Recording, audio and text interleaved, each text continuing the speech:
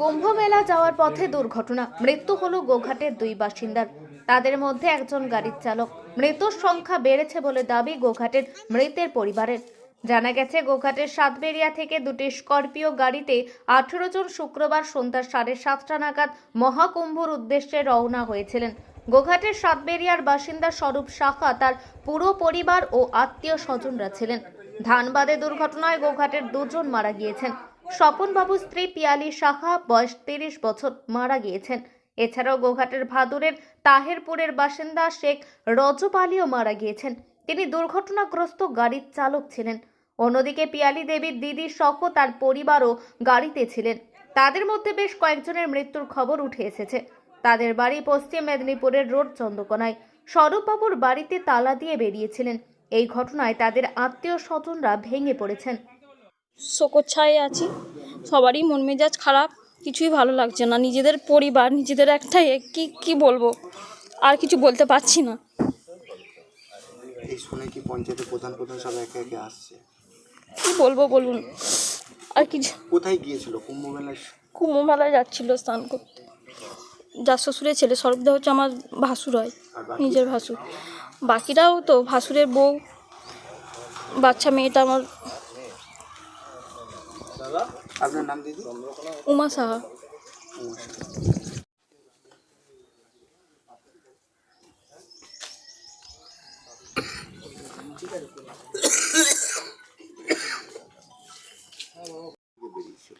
কালকে বেরিয়েছিল সন্ধ্যে 6:30 7টা নাগাদ করে। কটা কি গাড়ি বেরিয়েছিল? দুটো স্করপিও গাড়ি করে গিয়েছে। তারা কারা কারা ছিল? আমার বরজেঠার পুরো ফ্যামিলি, তার সাথে এবার আমার মা, পিসি আর পাড়ার আর একজন দাদা। আর একটা অন্য জেলা থেকে?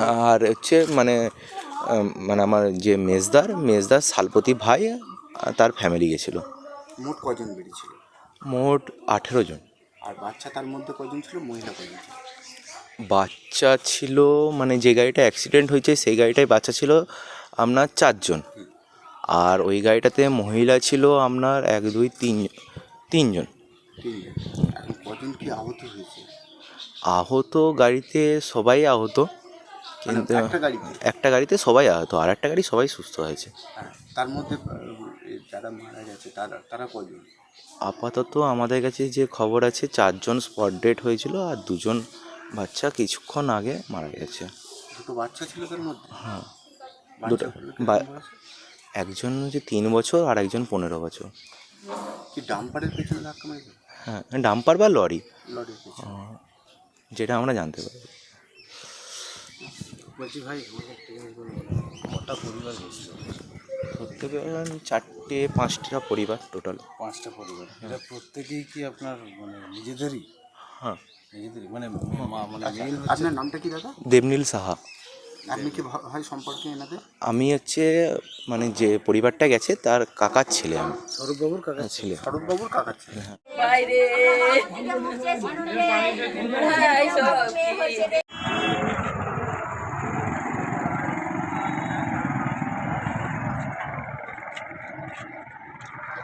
না, দুর্ঘটনা ঘটেনি গো, দুর্ঘটনা ঘটেনি। ভালোভাবে গাড়ি চালিয়েছে, আরামবাগ বিজেপি থানা সব চারদিকে গাড়ি চালিয়েছে। এবারে কোথায় কোথায় চালাতে জানা নাই তোমার? হ্যাঁ, কথা বলতে পারবেন, খুব অবস্থা খারাপ। আমার নাম শেখ রহমত আলী।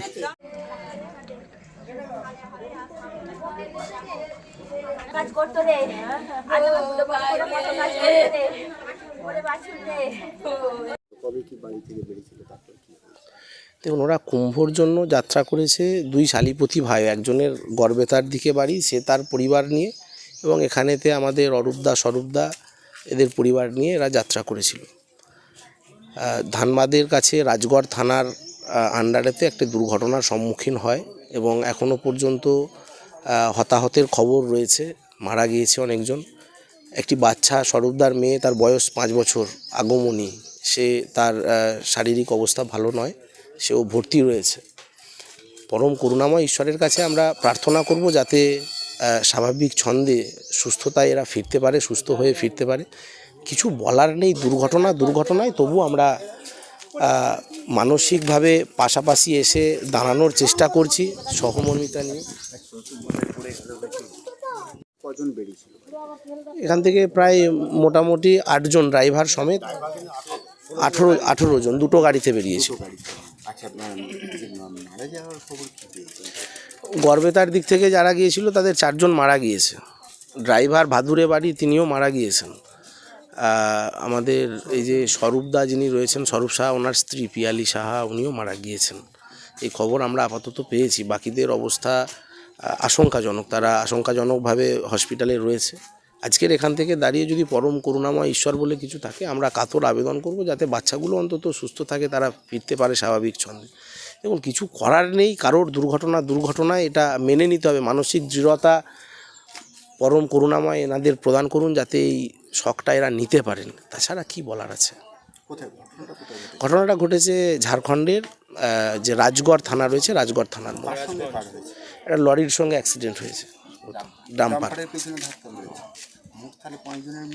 হ্যাঁ, একটা গাড়ির সঙ্গে অ্যাক্সিডেন্টটা হয়েছিল, আর একটা গাড়ি পিছনে এসেছিল। এই জায়গাটার নাম?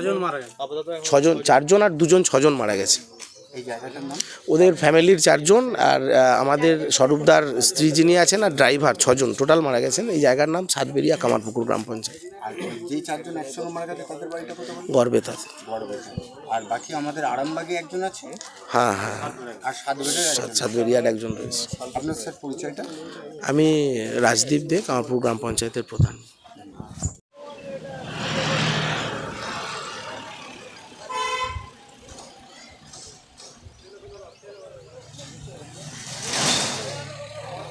বাড়ি থেকে বেরিয়েছে কালকে দুপুরবেলা খাওয়া দাওয়ার পর।